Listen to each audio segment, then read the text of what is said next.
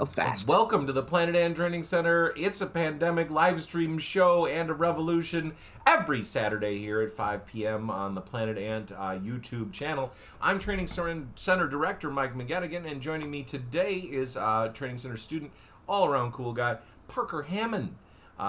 Put your hands together for Parker if it were live, but it's not, because we're not live, and we're not in a theater. We're not going to be in front of giant audiences ever again. Because that's the new way that the world has become. Cool. Thanks for the introduction, Mike. You're welcome. As you can see, Parker is kind of like me, wears glasses, has a beard, but he has hair, whereas I do not have hair. I will tell you, I have significantly less hair than I had even a year ago. So is it balding? Are you like thinning out in the back area? Everywhere. I've had to kind of come to terms with it. Again, thank you so much for starting here with my baldness. I appreciate it. I figured that would be a good way to get the conversation rolling. Yeah, well, it makes me kind of the underdog because now I'm a bald guy in heart and spirit. So the audience is on my side. Wait a minute. The bald guys are underdogs? I think that they can be considered that, I hope. I mean, I don't think of it as a disability. I mean, I just think of it as being bald. I'm not on a medication for it, I guess, so maybe that's true. I kind of a few years ago noticed it was happening and had to kind of accept it. So I didn't really have an option. It just was going to happen, and Dan Morse, it is what it is. I don't know Dan Morse, but he's in the chat. I social distance all the time. Thank God for that wall the hole is on. I think that's a hand job in the bathroom or a glory hole joke. I'm not entirely sure, but sorry. Hang on a sec, Mike. Sorry, I'm going to cause some echo there. Okay. Today we're talking about going to talk about the Planet Ant writing classes for one, and we're going to talk about going forward what we are considering as far as online writing courses go. And we'd love to get your input into what the shape of our writing classes are going to be and what they have been in the past. So Parker is a graduate of our writing program. I'm the person that created the curriculum here at the Ant and has shepherded many students through it. Just for those of you that don't know about our writing program at the Ant, we have a system that is designed around sketch writing. And sketch writing, if you're not familiar, is the writing of short form comedy. Like, Chappelle Show sketches, or SNL sketches, or Kids in the Hall, or Monty Python. Mm-hmm. So there's all kinds of different folks out there doing sketch comedy and broadcasting it out in the world. And our theater is a place where you can learn that skill. I went through the Second City Training Center program, and I taught writing over there based on sketch comedy live on stage. And basically it's just short form comedy, 3 to 5 minutes per scene, and it's all quick hits. It's just short form stuff. If you don't know what sketch comedy is, there's really no better way to find out than to watch an episode of Monty Python or Chappelle Show or Kids in the Hall or Key and Peele or any of these shows that are out there. And that gives you a good idea of exactly what we're talking about. I'd imagine it'd be hard to find the stream and enjoy it and not at least have seen a few episodes of SNL at some point, right? I mean, you would hope so. I mean, but there's people out there that have never watched SNL. There's people out there that not really aware of it. And I mean, we talk about it. We've talked about in class many times, Parker. There's a big disconnect with people calling sketch comedy skits as well, and skits are not the same thing. My all-time comedy pet peeve is when people, not lay people, not the serfs, but when people who are in comedy call it skits. That drives me crazy. Yeah, well, it's just because people aren't very I don't know. Some people don't think it's important, but some people don't think they care that much. But skit has a different connotation, Skit is a little bit different than sketch. Skit is less together. Skit is something that you just threw together, kind of like it's been improvised, but even even less than that. Skit to me has a connotation that you don't really care about your character's performance, or you don't care about the writing, or you don't care about anything except just being goofy on stage. You know what I mean? And there's just so many different types of sketch comedy that, you know, I mean, that's why we have an entire course based around it. So there's so much sketch comedy out there, and so many different styles of writing. It's part of the big comedy trio, right? Stand-up, improv, and sketch comedy. Pretty much what I would say. Yeah, I mean, between stand-up. Oh, it's raining out here. Between stand-up, sketch comedy, and what'd you say the other one was? It was just improv, just straight up improv. Yeah. I mean, I guess improv is kind of being, you know, I mean, sketch and improv are kind of the ones that are confused the most, I think, you know. I would believe that, you know, most people, or a lot of people, don't know the difference between something that's written or something that's improvised in a lot of situations. Yeah. You know, for example, when people get off stage and you're like, people get off stage and they're like, you know, oh, is that written, or, you know, or whatever, or, you know, inversely with written stuff, people like, hey, that was really funny making that up there. Like, you know, people don't get the difference between that. So I think that, like, in improv, if somebody says, wow, there's no way that wasn't written, it was a compliment. Yeah. But if you write a sketch and somebody's like, wow, was that improvised? I think I would almost take that as an insult. Well, I think that the improvised, like, segment of that, though, I don't know if I would take that as an insult, because that just means that your acting is really good. If it seems like it's the first time you did it, maybe, I don't know. You're really in the moment. Bill Morgan out there, longtime friend of myself. He's kind of consider him family. Talking about my cousin. Who's watching. That's cool. Von Wenk, do students who've gone through the improv curriculum make for better writing students? That's a good question. Not necessarily, but I think it's helpful. I think that they would. I think it depends, because I think there's a lot of tools that are used in the writing program that are a lot of tools that we use in the writing program are kind of based on some of the same things that it takes to be good at improv. Yeah. For example, not getting too tied to your choices that you make, being able to let things go, being able to brainstorm without having your ego hold on to ideas. I don't know. What do you think, Parker? Like, what are some things in improv that are good for writing students? I think that, like, the basics of what you learn in an improv scene apply almost directly to what sketch comedy looks like right now. That's true. In that it's kind of like game is a big one, right? Game is the biggest one of all of them, I think, because most, like, modern sketch that you see nowadays, I feel like is significantly more based on game than story. And so is a lot. Yeah, most modern sketch is based on game over story. But I think that's also to do with the kind of proliferation of the UCB style. You know what I mean? Yes. UCB has kind of become one of the biggest influencers as far as, like, sketch comedy or improv goes. There are two big theaters out in New York, which have just closed. I mean, their improv instructions talk about game as if that is the only thing that matters as far as improv goes. And if you don't agree with that, then that curriculum really isn't for you. But I think that a lot of that has influenced a lot of sketch writing to the point where game is the only thing that matters, and it's not really as much about solid character connections or, you know, the characters changing over the course of something as much.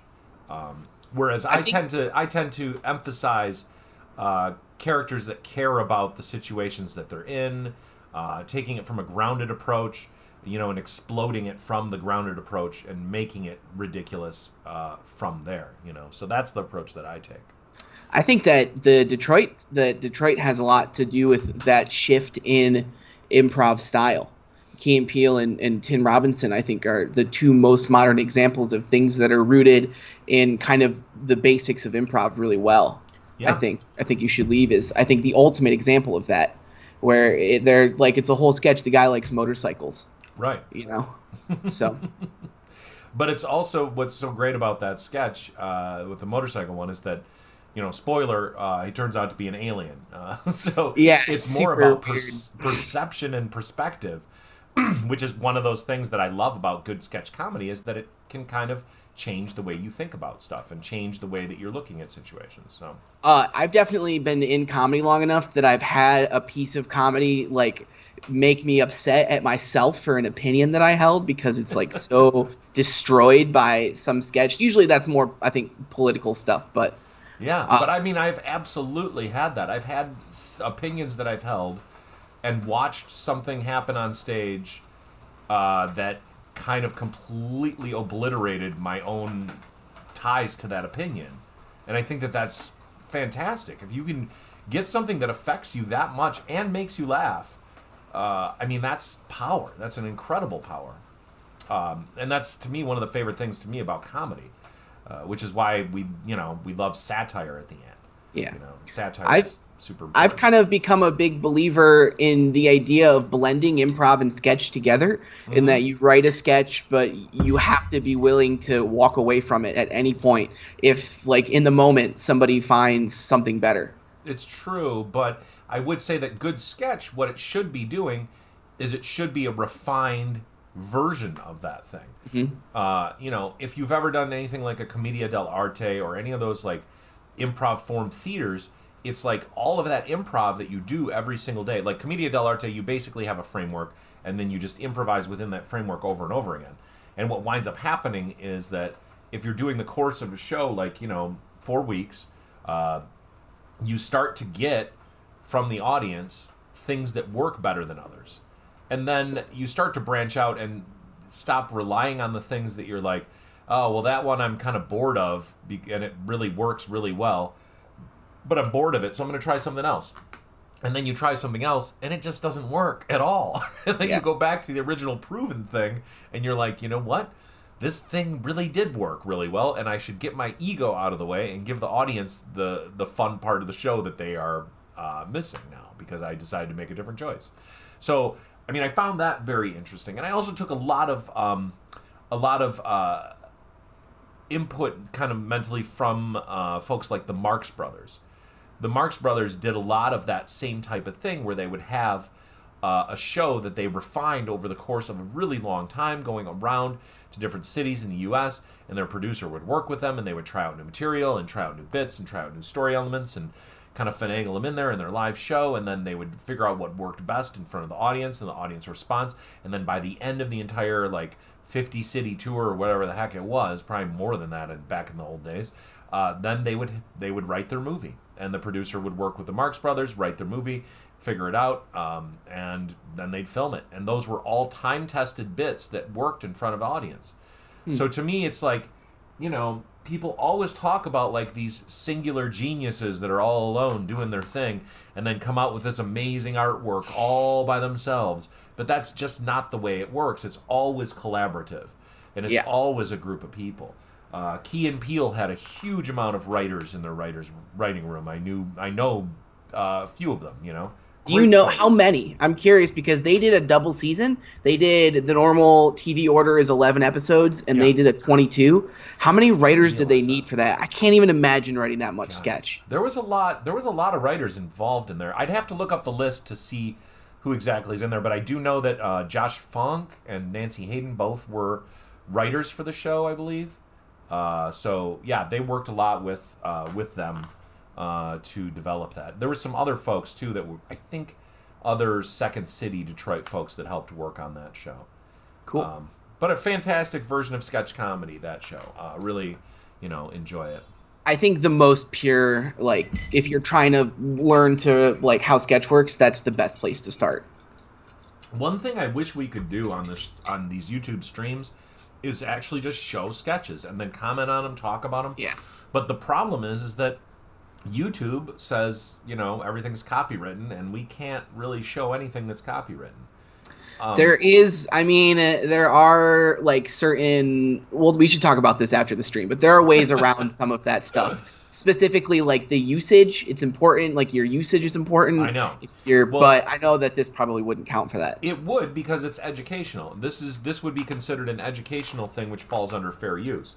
But the problem is that in order to do actual fair use stuff and an educational channel would just take me a lot of work to make sure that YouTube understands that's what I'm doing.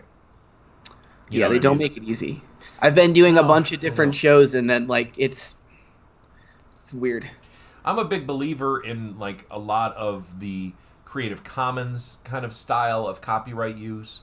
I'm a big believer in fair use, and I'm a big believer that our entire system of copyright hinders creative exploration in this country. With Disney pushing their copyright out and out and out and out, we're at the point where Disney right now, should be well out of copyright. But they've made the argument, on the case of money, of course, that their corporation would suffer if Mickey Mouse was not copywritten. Although Steamboat Willie was 1918 or something ridiculous like that? There's no way I know what year Steamboat Willie was. Yeah. I have no idea. There's a way I don't know. But it should be well out of copyright. But yet we're here still in a world where we have to justify the use of things because corporations have control. So, as we all know. There's an interesting question here from Von Wenk that I think is interesting about the Carol Burnett show and Laugh-In, and how they're based on game and how they differ from modern sketch. I don't know if at the end of the day I feel like they're a whole lot different. Well, I would say that Von Wenk is onto something here, because I do think that Laugh-In, I don't know. I think that might be a good analysis of both of them. If you look at the Carol Burnett show sketches and what kinds of sketch that they did. So let's take example the Mama's Family sketch on Carol Burnett. You're familiar with the show Mama's Family, probably, right, Parker? And have you seen very vaguely? We're gonna wander into an area where my youth is gonna be revealed when we start doing Carol Burnett and Laugh-In. I'm very loosely familiar with both. I've seen probably 5 episodes of each. That's cool, but but that to me says that you probably, someone else around your age probably would have never seen any of it. So, you know what I mean? Like, you're a student of comedy. You want to know. So as much as I can be. So, to me, Carol Burnett, like, the style of comedy that they do, it is more grounded. And their sketch is more, just emotionally based and connected and kind of more about, like, exaggerations of real people. Whereas Laugh-In was more cartoony and more... I hate to say cartoony because it's not, an accurate, and there's so much wrong with saying something's cartoony to say that it's too exaggerated. I need a better descriptor for that. But I do think that Laugh-In tended to be just way more about quick hits, way more about just, like, crazy stuff happening. Look that up in your funkin' wagnalls. You know that sketch? Is that familiar to you at all? Yes, Probably it's something I've seen. Yeah. I spent a lot of time on YouTube with the quarantine. Tim Weeks says, Laugh-In was more stand-up comic-based material, while Carol Burnett was more sketch-based material. That is true, but they did have sketch on Laugh-In. That, like, the old lady character that would hit people over the head with a purse. All that stuff. There's a lot of stuff in there. Goldie Hawn. Can we forget Goldie Hawn's first appearance? I know I did. Laugh-In. I know this must be riveting for you, Parker. This is comedy history. This is the important stuff. This is the stuff that walked so that now we can run. Yeah, you gotta know your history, I feel like. That's where, that without Laugh-In and the Carol Burnett show, would we have modern day comedy? I don't think so. Both of those were highly influential into what was the state of comedy back then, So I do think that is kind of an accurate descriptor. There was more stand-up on Laugh-In, but the sketch that they had was, I think, in general, a lot more game-based, whereas Carol Burnett's, there was game within those sketches as well, but a lot of those sketches were more emotionally grounded. I tend to think of, like, that Mama's Family stuff, and I can't remember the name of the actress that was on Carol Burnett that was not Carol Burnett, the second lady in the Mama's Family sketches, but she was on a radio interview, And she said that, if you had just read those sketches straight without any exaggeration or influence, they were actually pretty tragic and sad. I didn't want to be a young person yells at old people bad comedy, but there's a lot of stuff that I've seen from then that thank you for opening the door for me. That Vicki I think Lawrence. wouldn't. Thank you, Vicki Lawrence. Yes. Vicki Lawrence. Okay. Yes. Two different spellings though. Ooh. I think an example is Little Powdered Donuts, which is a classic Belushi SNL sketch that I just don't even think would make it to the board now. So yeah, there are. I mean, I this might be comedy heresy, but I don't really feel like Belushi donuts? had, Is it Little Chocolate Donuts? Sorry, I think it's I don't remember that sketch, but I honestly never really got Belushi as much as a lot of people seem to think that he was amazing. I never really thought that he was as incredible as a lot of other people, but maybe that's also because I entered into understanding him when it was already kind of like blown up as this comedy god. And I never really got the Belushi mythos as much as a lot of other people, I think. But that's also, everybody has a different style, so it's not like, not like I'm slamming the guy. I mean, die young, die a legend, right? I think that's a little bit what happened to him. Live long enough to make people hate you. Yeah, right. So we're talking about the writing curriculum at the end, and I mean, we do a lot of stuff. Like, Parker, how about, would you mind trying to describe your experience going through the writing program? Sure. That'd be great. Yeah. I moved to Detroit kind of with the goal of doing something like that, of, let's call it talent development, I guess, because I knew that kind of what I wanted to do, but I knew that it was going to take some work and some failure to get there. So for me, what was great about the writing class was that you're writing a sketch every week, and it teaches you not only like different styles of sketch, but it also kind of forces you, if you want to do this, I guess, to write when you don't feel like writing, which is, I think, a tough skill to learn. It kind of introduces the idea of writing every day, which is also tough to do.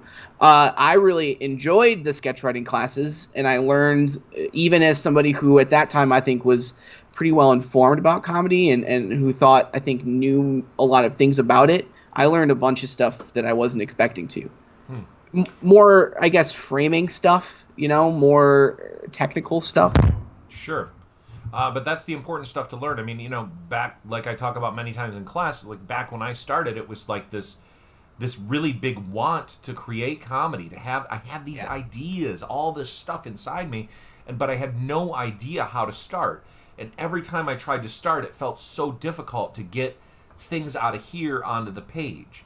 And, struggling with all of that and going through all of the stuff that I did with Second City and with all of these other institutions that I learned at, all these other great teachers that I learned from, I try to implement all of that stuff, that my journey of being able to get that stuff out of my head onto the page, and how that worked for me and what things that I learned along the way. Because I definitely developed process, and I still use a lot of that process now when I'm writing. That's good. Yeah, I mean, that makes it a lot easier, doesn't it? To have a process, to have that process. To know how you work, right? The mindfulness of knowing what works for you and what doesn't work for you. And how that's personal, how that's something for you, and it's not necessarily something for everybody. I mean, there's no blanket statement of like, this is the thing that works. Just like there's no blanket statement for comedy saying this is the thing that works.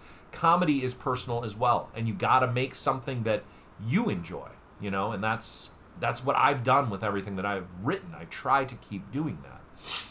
Yeah. The process of putting up a show at the end of sketch is also, I think, one of the most valuable experiences in comedy that I've had. Yeah.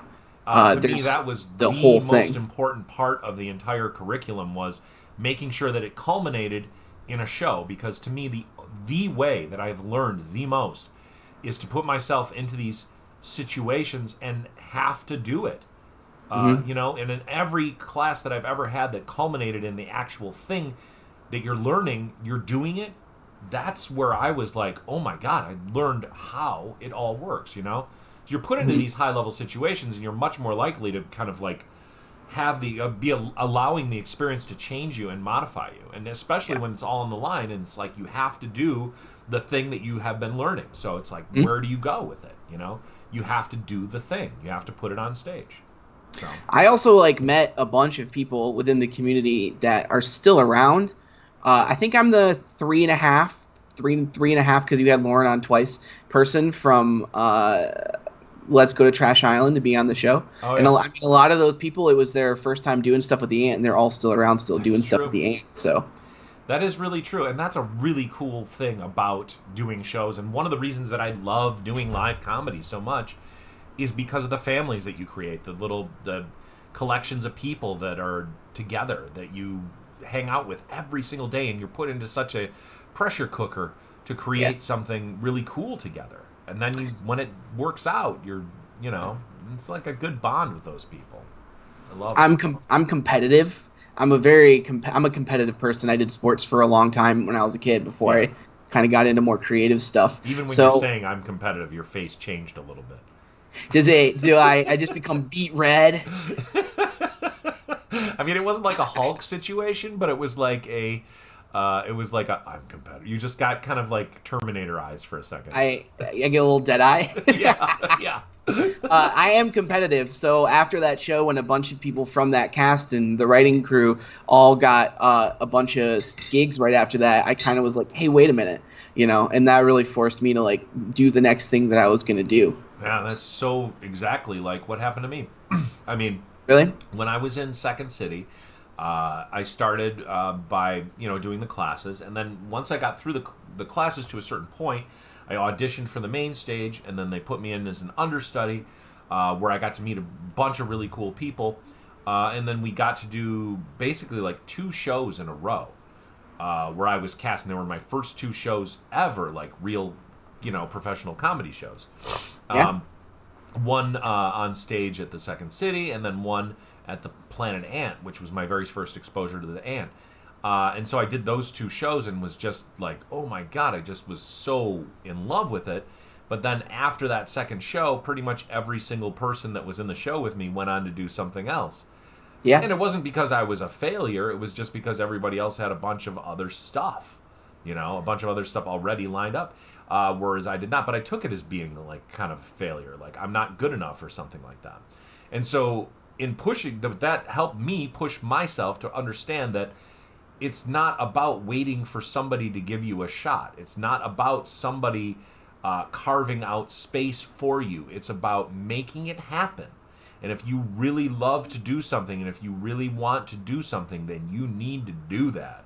You need to make sure that that's happening. And it does not matter if anyone else is going to give you permission or not. You cannot wait for that. It is about making it happen for yourself. That is definitely during the quarantine been the thing that's propelled me forward. I just kind of decided I was going to go until somebody told me to stop, That's and good. nobody's really told me to stop yet. So I also want to say I think the most important thing about sketch classes is the ability to write something and have 5 different people read it with you, and then like get like actual honest feedback, and more importantly, feedback that's good. Feedback from people who know what they're talking about. I know, and that makes a difference. We talk about feedback a lot in the class about how to give good feedback too. Yeah, Right? That's and an art. Like, and it is hard because, well, one, the writer, your ego is kind of connected to this thing, whether you like it or not. And it still is with me, even as many years as I've been doing this. You still have to resist the temptation to allow your feelings to get hurt. Yeah. And it's just about the writing and just how it affects other people. And then 2, as the person giving the commentary, you have to not walk on eggshells to be like super careful about what you say either. We all have this tendency to try to make things really nice, but in reality, we don't have time for that. We don't have time to preamble everything with a huge explanation that's going to soften the delivery of information that's really very simple about mechanics of a writing thing. Yes. And another thing is separating your own personal taste from what works, right? I mean, that's a huge thing that a lot of people do not understand. And I think that's the majority of people that I like. When I'm reading comments on the internet from people about art in general, about actors, about writers, about directors, most people cannot separate what their personal taste is from the way another person has tried to cobble together their artistic vision. You know what I mean? I think there's an important distinction between best and favorite. Yeah, huge distinction. I think that that's a huge miles apart from each other. And I think that that's something that a lot of people in comedy struggle with during the creation of comedy. I mean, you have to make sure that your personal opinion about what you like and don't like is divorced from what works and doesn't work, especially as a director, because you're not always going to be directing your specific exact style and favorite comedy. You know what I mean? But that, and opening those doors up for myself and making sure that I'm not being completely bound to my own version of comedy, of my own style, has allowed me to dabble into a whole bunch of other people's visions and styles, and it has made me have a much better understanding of comedy in general, I think. So I think that works for almost anything, right? Expose yourself to things that you aren't familiar with or think that you might not like. Yeah, absolutely. I think it's incredibly important to help yourself grow as an artist. Yeah. Von Wink is talking about the compliment sandwich technique of critique, which is valuable. I mean, you don't want to trash somebody else's thing, but at the same time, you want to give them what you feel will help get them closer to what their vision is. And that's something that I talk about in class a lot as well, is that pretty much everybody has comedy inside their head, but it's the matter of translating it from what's inside your head to getting it on the page. And that's where the miscommunication always happens. That's where things generally will fall apart, is when you're trying to get what's here and it's hilarious, getting it out of there and getting it on the page. And there's so many different things that contribute to that. It's like drawing, right? What you see in your head, you don't just draw it right away. You know, It doesn't come out perfectly, especially if you're me. You need sometimes to draw something 2 or 3 times before you figure it out. Yeah, and that's absolutely true. Sometimes that's what it takes, you know. And that's the same thing with sketch for sure, is, writing that stuff and putting it back together. And yes, Victor, that was Tales from the Script, my very first show at the Ant back in 2004. Ooh. I think that's what it was. Yeah, 16 years ago. Yeah, 16 years ago, 2004. I always assumed that when they put the walls up for the Ant, that you like emerged from the rafters, like that you just were part of the theater, like a spirit that haunted it. You know, I drove by that building for years, looking at that Ant logo on the side of the building, going, I wonder what happens there. And then I also was like, thought about going, but I was too nervous to go, too scared to go, because I didn't know like what would happen or what it was. I think that's natural for a place like that when you walk into like a community room for like for a scene like that. Yeah. I think that can be. I know I felt that way. I had to come and float around a few times before I was willing to do something at the Ant. Yeah, I mean you gotta feel comfortable before you can start to dabble, you know what I mean? But I mean, some people just jump in, sign up for classes because they saw it online, and then boom, they're there, ready to go. That's I think that's like an even better way to do it. Honestly, just dive right in. Right, don't walk into the pool, jump off the diving board. Mm-hmm. Jeremy Knox says, or Baby Factory like Improv Inferno.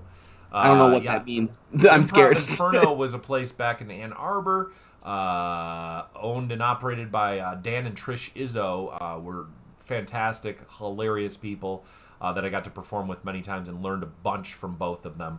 But now Dan is into real estate because he got completely screwed out of the rental agreement on that theater out in Ann Arbor. So it was kind of a crappy situation that the owner of the building really messed around with. But they're doing great, and they are fantastic folks. And I learned a ton of stuff from Improv Inferno folks.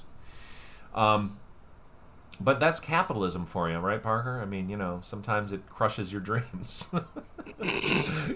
It's I think it's designed to crush your dreams. I think it is a dream crusher. They should just call it Dream Crusher, not capitalism. They should just call it the dream grinding system that we have here in America. Right, because you get a little dream dust, and that can maybe get you going. You grind up your dreams like that. Yep. Pure dream dust. Yes. I like this question from Mahmoud. It says, how is sketch writing different than other writing styles? And I think that it's smaller, and what I mean by that is that really at the end of the day, sketches are the execution of one joke over and over in a lot of situations. Yeah. Unless you're doing like a broader, like a story style sketch, which is my personal preference. I just think that it's a smaller, like a more concise form of writing than like a book, Right. which is like a whole web of strings. It's kind of like a movie is one form of visual art.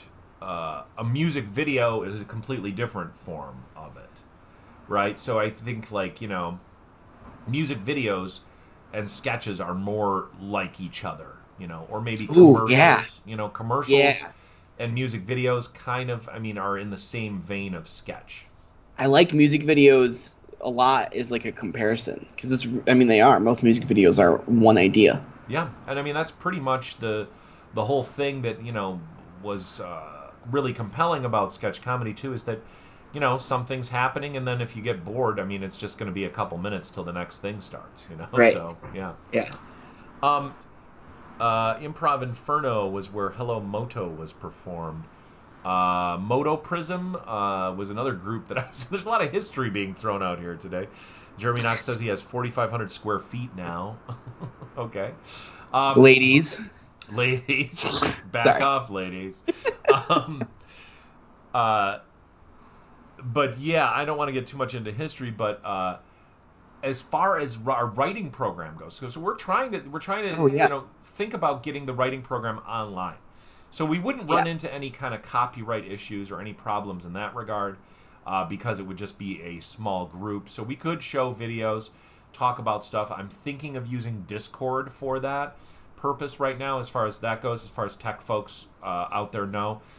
Discord is a really very versatile platform that lets you do videos and all kinds of stuff within it. I don't know. What are your thoughts, Parker? So Discord, can you video chat on Discord? Yeah, you sure can. Yeah. Okay, then I'm in favor of anything that's not Zoom. I'm all in for whatever. I think that writers' rooms online it makes sense. It seems, as far as like putting things online, writers' rooms I think are one of the easier things to do because you can just all bubble up on your screen and still do the same thing. You just have to be careful about how many people are talking at the same time. Correct. So, I'm thinking about translating our sketch comedy curriculum into the online presence. Dan Tice is also involved with us at the end. He is a screenwriting instructor. We're thinking about doing that.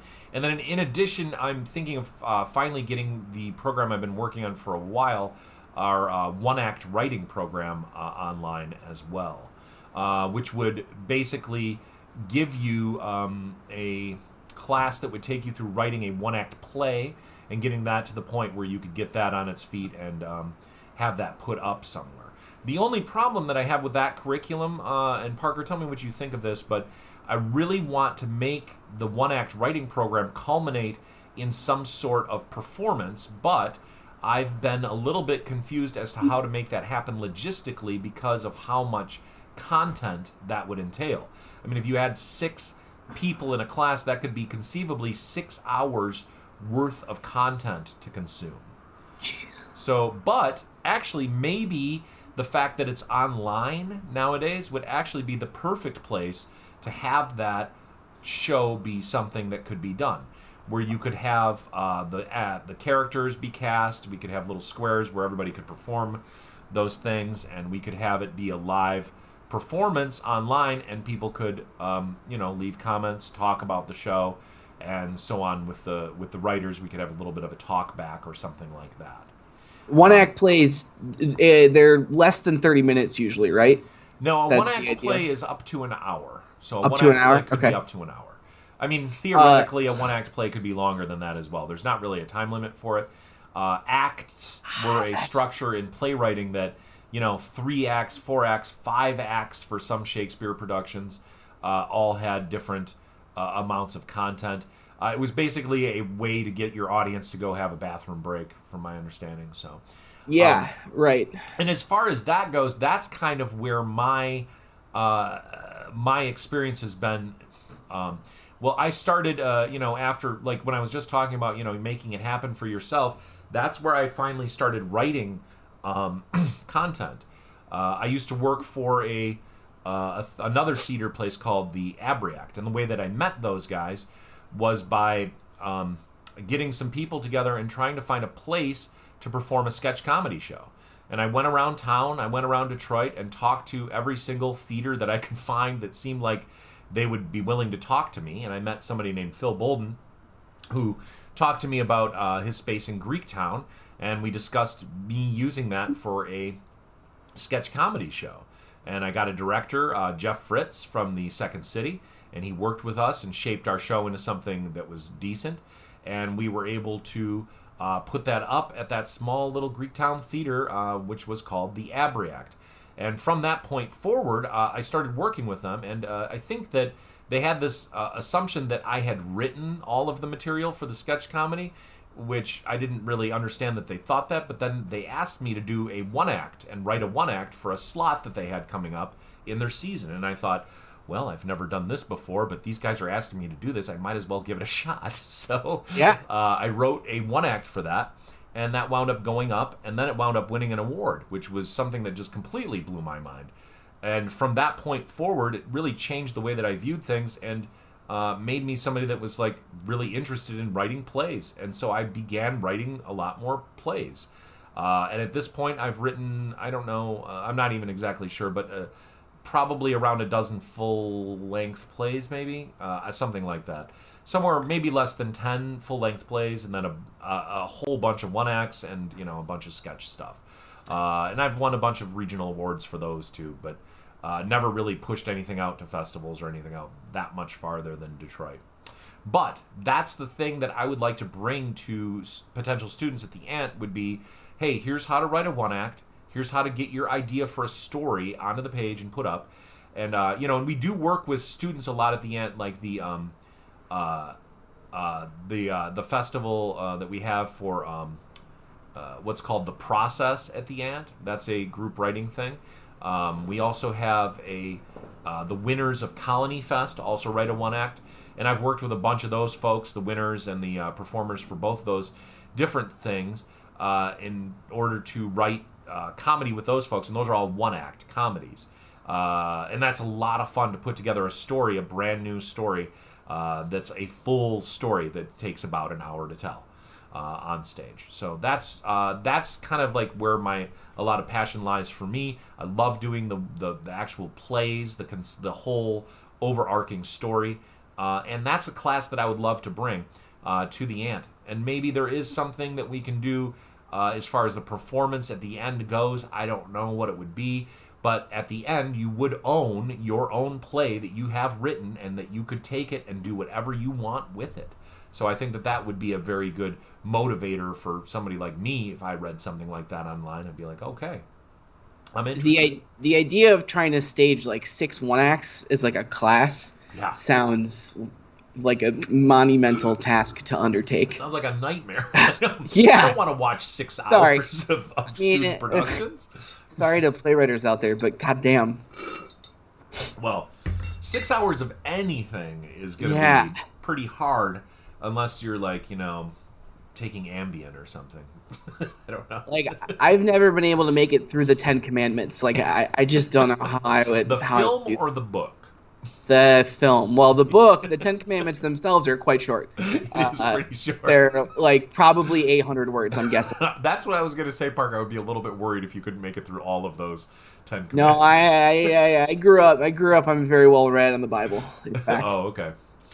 Well, I don't know. So, anyways, Parker, what do you think about like a one-act class? Von Wenk says, do the final product as a radio play. That's interesting. Serialize it if necessary. Does the Planet sketch writing curriculum favor ending on a punchline or continuing a little after, as in Over My Dead Baby? I think that's personal writer's preference more than Yes, theater it's preference, right? 100% personal writer's Yeah. preference. I would I mean, never tell you both. that there's only one way to do things, you know? Yeah. I think the only rule in comedy is that like anybody who tells you that this is a rule of comedy is wrong. Yep. There's like the spirit of the rule, like you can I think parse what they're trying to say, Yeah. but if the joke is funny, the joke is funny and nothing else matters, in my opinion. It's really true. I agree with you 100% because you really can't. I mean, as much as like, oh boy, what are those films? The Medea films, right? Okay. Like, hey, that's not my style at all. And I think it's bad comedy. But, in another hand, I have a lot of respect for the guy. What's the name of the guy that did those? Tyler Perry. Tyler Perry's Perry, right. House of Content Creation. Yes, exactly. I mean, I have some respect for him because he came up kind of like how we are. Like doing a lot of live theater in front of a lot of audiences and seeing what worked for him. And I mean, that's just his style. That's what he likes. It's definitely not mine. But on the other hand, he hustled his way into making films out of stage plays that were very successful. So to me, that's like that's a pretty cool thing. And I mean, he hustled his way to do it. So, props to him. But again, it is about your personal style. And that to me is one of the most important things about teaching any of these writing classes or even improv. It's like, I've had people say before, like, oh, you're going to teach me how to be funny, or you're teaching somebody how to be funny, or whatever. It's like, that is not, I would never, ever claim to teach somebody how to be funny. To me, that is so far away from what I am trying to do. I mean, I'm trying to get you to understand how to communicate what's up here to the world effectively. And that's really all I am, is I'm a liaison between your brain and the page. And I'm helping you understand how to get what's up there out onto the page in a way that makes everyone understand what that is that you're trying to do. Every sketch writer I've ever worked with has a significantly different style than any other sketch writer that I've worked with. Yeah. There's all sorts of stuff you can do. I know I tend to, and Mike, I'm sure you'll agree with this, having read a pretty good chunk of my work, I tend to go big.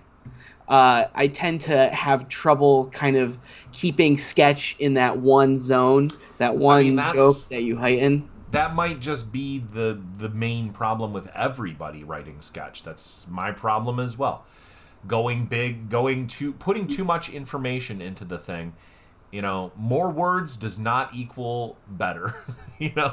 I mean, it's sometimes though. It's like with our ADD in general. Like so many people have ADD. Yes, I slip through the cracks for sure. So the thing is though, is that you get distracted and you want to get into something else instead of just pushing on the one idea. And we feel like, oh, I want to add in this and I want to add in that, or that's not going to be funny unless I add this in. But really, it's about simplicity. It's about less is more. I mean, Victor has probably seen more of my work than anyone else in this world, I would think. And I'm sure that Victor, from watching a lot of my work through the years, would attest that I have, yes, brevity is the soul of wit. I like Grand Guignol sketch writing. What's that? Grand Guignol sketch writing sounds, I think there'd be like a lot of blood, right? There'd be like combining like splatter horror movies and sketch comedy. I think that's what that would be. That would be fun. Anyway. That would be fun. But anyways, I definitely have come from a place where I added in way too much content at points instead of making things simple and getting the point out, And that's one of the hardest lessons to learn. One sketch for you that you look at and you go, this is what people should be watching besides the Dead Parrot sketch? Give me one that's not the Dead Parrot sketch. You mean as far as like, of all time sketch comedy, like a place that you would go to be like, this is like, in my opinion, like this is what sketch looks like. I'll give you mine. I'll let you think. Well, I mean, I have those examples that I use in class all the time. So I feel like you've seen a lot of the kinds of things that I have liked. But what I like in comedy also fluctuates, and I think if it doesn't, you might be stuck in the past. You know what I mean? Like, yes. you really have to make sure that you're you're allowing yourself to change with what is happening in the world and the way that the comedy is being viewed and the way it's being put together. I mean, if you don't, I mean, I think then, you can get stuck in old-timey versions of comedy. But having said that, I mean, there's some really good sketches out there. I mean, my very first introduction was Monty Python. Mm-hmm. So I have a real soft spot for a lot of Monty Python stuff.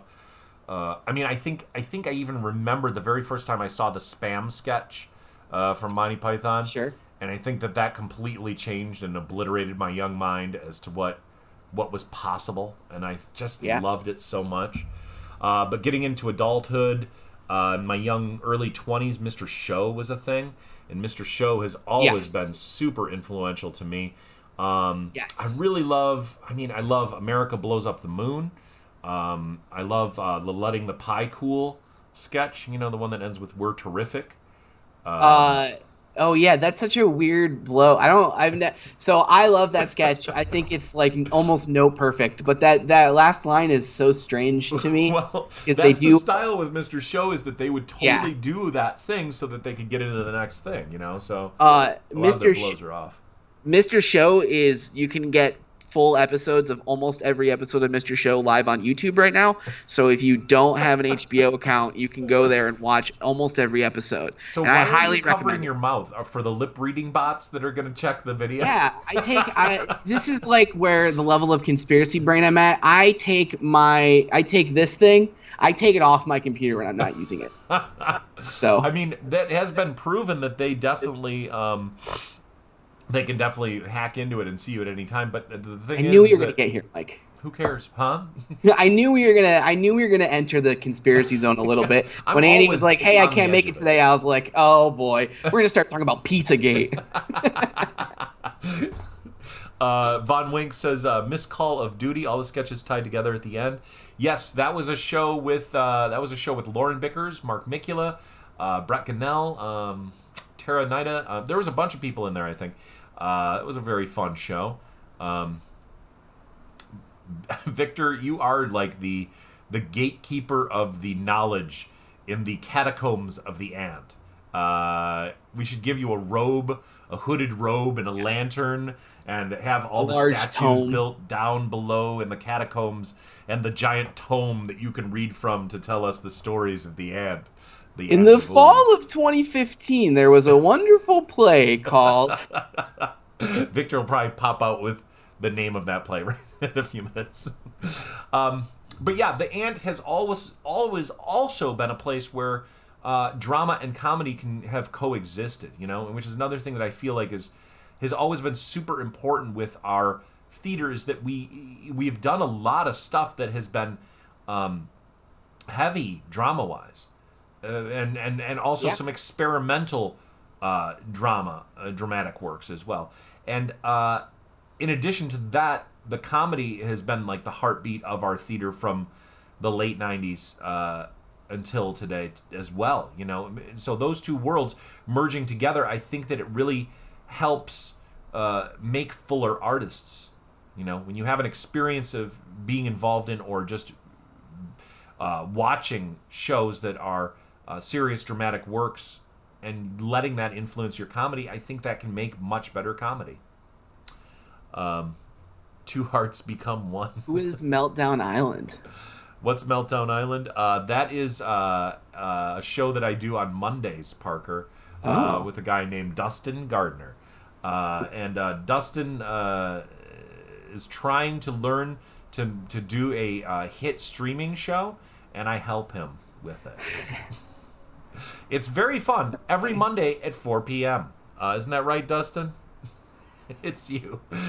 Recently, I had a hat made for Meltdown Island with a logo that has Dustin's face on it, and it was really screwed up looking, and it's just fantastic. But you'll have to tune in not this Monday, but next Monday for that, if you're interested. Yeah.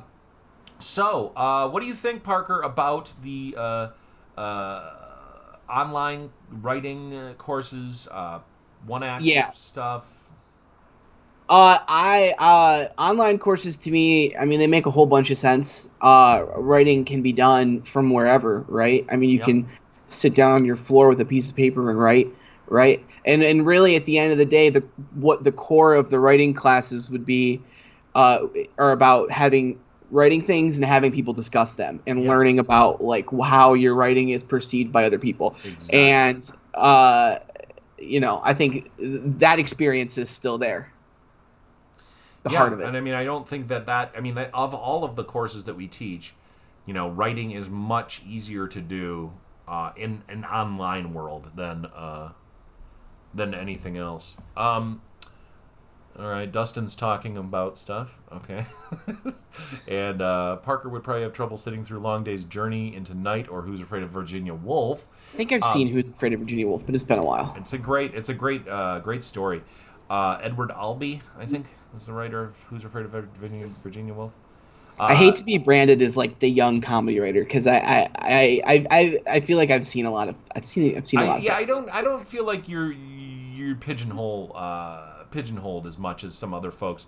I feel like you would have the patience for something more of like that, but I feel like a lot of people definitely do not have the patience to sit through something like Long Day's Journey into What's Night. the Oh man, So there's been a Long movie Day's that's Journey been on into my Night was list. done at the Ant a long time ago, Parker. It's about 3 Oh, hours long. Long Day's Journey into Night. Who's Afraid of Virginia Woolf is a book that got turned into a movie, right? Am I gonna say Uh, something dumb I right thought it now? was a play. I thought it was a play that got turned into the movie. But the Hmm. movie is fantastic. The play is fantastic. It's great. Hello, Tulo, whoever that is, Tulo, showing up at the end of the show. So, any final thoughts out there on?